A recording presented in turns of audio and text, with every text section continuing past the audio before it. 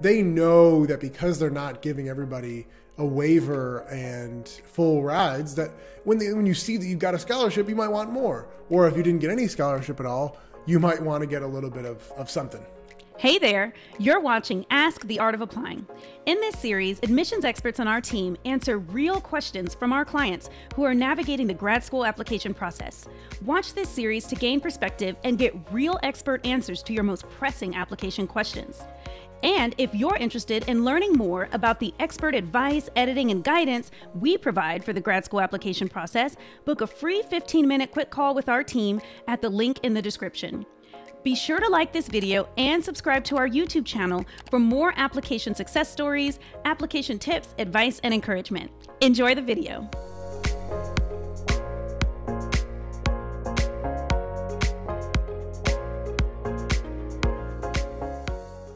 Welcome. I'm Adam Miller, a consultant with the Art of Applying and a graduate of the University of Virginia's Darden School of Business. Today we've got a question from our Q&A vault about renegotiating scholarship money. So let's take a look at what the client asked our consulting team. They write in and say, "Hi, I'd like to renegotiate my scholarship with Chicago Harris and possibly others depending on my application outcomes, as I think I could probably argue for a bit more cash, given the fact that A, I work in the public sector, and B, I have student loans already from undergrad and would like to minimize my overall debt. My aim is to get at least at Harris $10,000 more per year so that my scholarship would go from $15K to $25K per year, totaling more than 50% of my tuition costs. And do you think this is realistic? Help me negotiate for at least $5,000 more. My other question is, at what point do I submit a scholarship reconsideration letter? Before accepting an offer or after accepting an offer of admission? Thank you." Love this question. And I love that the person who responded to this question actually went to the Chicago Harris School of Public Policy. She writes back, "My advice is to wait until you get your other admissions offers." That makes sense to me too. Now you can use some other letters as leverage. Or maybe you'll get one that's even better from a different school. If you get a better scholarship offer at some of these other programs, you can use that to negotiate your scholarship at Harris. I would also say that you can brainstorm with your consultant at the meantime. That's exactly what we do here, right? I'm an admissions consultant. We've got a team of a couple of dozen of us. And so use that person one-on-one to really figure out your game plan, besides just the Q&A vault here, and to build your argument for more scholarship money overall. A few questions to get the brainstorm started. Number one, is your goal to go into public service after you get your degree, where the salaries are not as high, right? That may make a lot of sense. If you talked about wanting to go work at a nonprofit or, an NGO or the government, then that makes more sense why you might need additional scholarship money.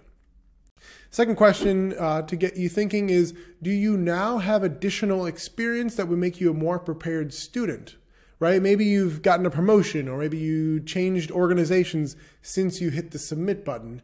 And now that you've been admitted, you can talk to a different degree about what has been going on with you professionally, or maybe things personally have been happening.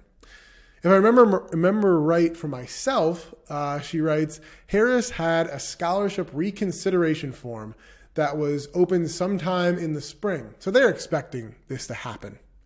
So as far as timing goes, be sure to have your letter ready to go for the opening date of that form. I love that. So the University of Chicago knows that people oftentimes are going to want larger scholarships. For whatever reason, in public policy schools, it's not that common for them to give you a full ride. Instead, the schools will give you 25%, like in this person's case, or maybe it's about 30% or half ride. And they're not quite as expensive sometimes as some business schools. And so, not that part actually matters, but the thing here that matters is the fact that they know that because they're not giving everybody a waiver and full rides, that when you see that you've got a scholarship, you might want more. Or if you didn't get any scholarship at all, you might want to get a little bit of something. And that's one of the great things about working with a consultant, even though we're not the cheapest thing in the world to get help with on the front end. On the back end, if we save you tens of thousands of dollars, then that ROI makes a ton of sense to get that kind of help from us. The client writes back to us, "Thanks so much. This is really helpful. I'm going to use my last coaching call with my coach, Karina, to discuss which points I should highlight in my letter, and we'll use the template available on our shared drive as a basis." So that's exactly right. We have these resources because this happens every single year. We've got some templates for you to build off of. And if there are other resources you think I should look into, let me know. So that is it for right now. Hopefully you found this video informational and a little bit entertaining. If you want help getting into your graduate school, that is your dream school to get into, please reach out to us at theartofapplying.com and we'll help you also negotiate that offer letter. Thanks. Thanks for watching. Are you ready to take your application process to the next level? The Art of Applying helps you get into the graduate school of your dreams and get money to pay for it. Book a free quick call from the link in the description to get started.